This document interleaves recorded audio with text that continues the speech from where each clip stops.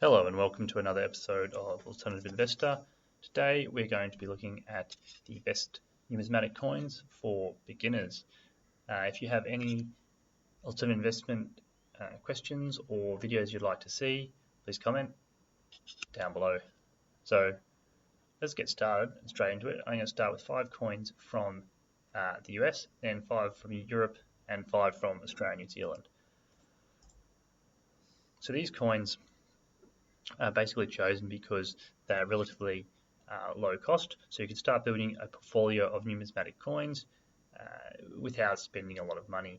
The idea is if you have some interest in investing in numismatic coins, you could start here, which would get you to start the process of building a portfolio and understanding about coin collecting before putting too much money into very expensive coins without fully appreciating how to build a portfolio. So we'll start with the American coins. The first one we have is the Lincoln Wheat Penny. These coins were minted from 1909 to 1958, and they are relatively affordable. The prices range from about 25 cents to $5. Of course, that depends on condition and rarity, as with all these coins. They're pretty easy to find in circulation, and they do have historical significance as the first US coin to feature the image of a president, which is obviously on the other side. Next we have the Buffalo Nickel, minted from 1913 to 1938, and they feature the iconic buffalo on one side and a Native American on the other.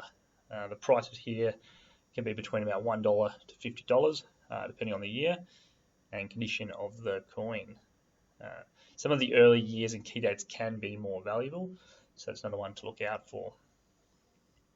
Next we have the Mercury Dime. They were minted from 1916 to 1945 and feature a depiction of Liberty wearing a wing cap on one side and the Roman fasces on the other.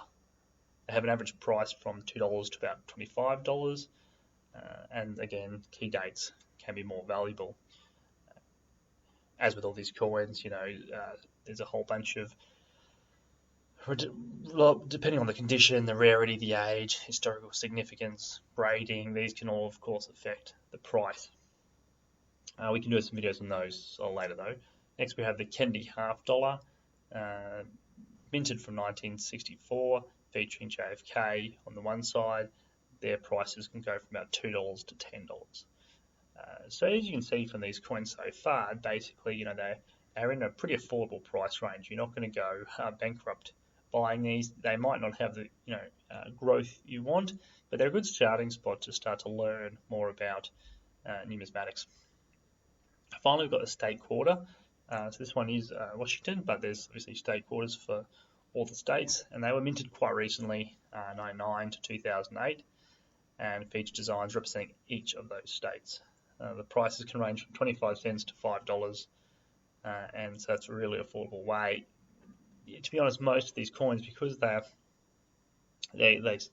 easy beginner coins, they're not going to see huge price growth. They will probably hold some value, but yeah, you're not going to see it 10x or something like that.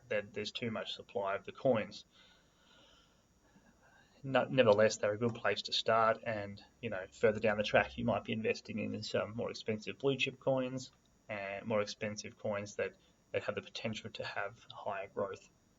But the point of this is, of course, just how to get started. Next, we've got some European coins, and depending on the European country you're in, you might want to delve more into just that country. And if you want a video on individual countries, you put it in a comment below, and I'll complete a video. So first up, we got British penny. So this is a classic coin, and they've got a long and interesting history. There's heaps of pennies to collect here, mainly revolving around the monarchs. So Victorian pennies, George V penny, Elizabeth II penny. Here we've got Victoria penny, which go from sort of £3, £64 to £36.40. You've got George V penny from about £5 up to £80. Elizabeth II, I haven't looked at those prices. They probably weren't fetching much more than £10, although I'm not sure how they're going now. Next, we've got the French franc.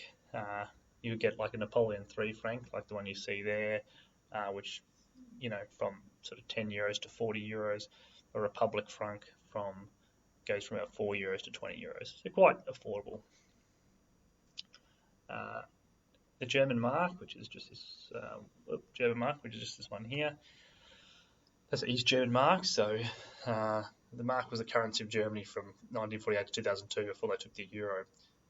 And so there's sort of East and West marks. The East German mark that you see there you could get for under €10. West German marks go a little bit higher. And then we've got a Spanish peseta. So that's another classic coin with a rich history.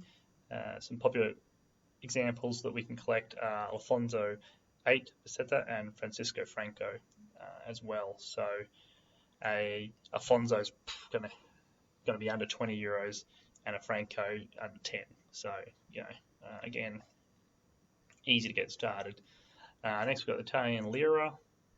You've got pretty similar to the rest, plenty of history if that's what you're interested in, European history. So Victor Emmanuel III is the one we got here, and that's you can get that for under €20. You get something like a Umberto II, which is probably going to fetch under €10. So again, relatively low price, good starting point. If you're an Australian New Zealander, obviously you might be able to tell from my accent, I'm an Australian, and so just to discuss those, we've got first up the Australian penny. So that was minted from 1910 to 1964. These are very common. They're probably laying around your house if you're in Australia, and that's sort of seen to be everywhere.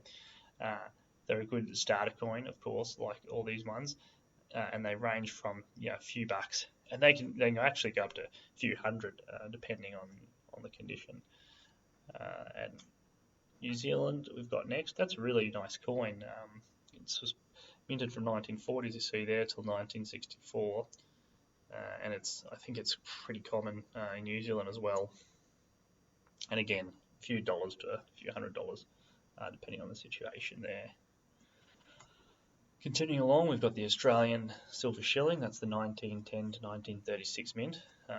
They're a bit hard to find, and they are made of silver, so generally I prefer to purchase the ones that have a metals value as well as a numismatic value. So I tend to have shillings in my collection. It's good in the sense that it does have the silver, and they range from about $20 to $50, and uncirculated ones can go up to $200 plus. Again, at least if numismatic coins become so unpopular in the future, there's some silver content value. Next we have New Zealand 33 to 65 silver threepence. I like the New Zealand designs. This is $10 up to $50 uncirculated, this coin. Next up we have the Australian 36 to 64 florin. Another silver coin, which is a good option for beginners, and we're looking at under $50 for one of these, and up to $200 if they're uncirculated. So these are really rough values that I'm giving you, but generally what you'll find is that all these coins are kind of good place to start. If you want to start purchasing some coins with some numismatic value, you can get online, purchase these. I'll do a video on finding coins. Finding well-priced coins requires first to build your knowledge, but then a lot of people are selling coins that don't know anything about them, and so you can pick up them for a relatively good price. That's all from me today. In the future, if you have any, that's all from me today, and that's all from me today. Thank you for watching.